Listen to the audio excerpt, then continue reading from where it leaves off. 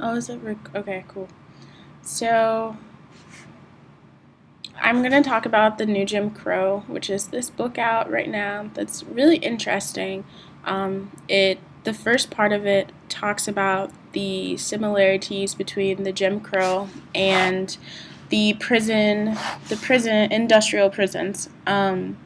And there are a lot of similarities. Basically, there's a high percentage of black males that are in prisons right now, higher than any other race. And once you get out there, they basically take away all your rights, all your privileges. Um, you cannot vote after you get out of prison. You're not allowed to vote. Um, if you apply for a job, they can deny you a job if you have a criminal background. Um, Educational benefits, you can be you can be rejected from a college if you apply and say that you have a criminal background. Also, it's harder to get public housing actually, I don't think you can get public housing. And if you go back home to live with your family who has public housing, they can evict you and your whole family, basically.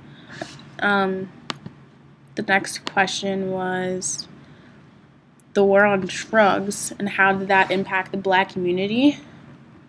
So Ronald Reagan started this idea of the war on drugs, which perpetuates the idea that people of color are drug addicts.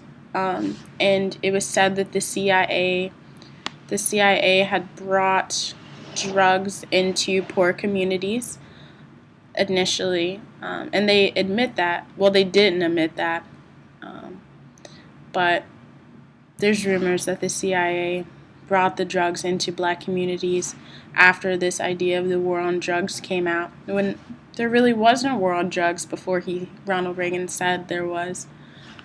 Um, but Ronald Reagan is the reason that poor communities have drug use now, because he is the one who put the drugs in these poor communities. And use the media to perpetuate the stereotype that black people are drug addicts. So that was the part I read about the new Jim Crow, and yeah.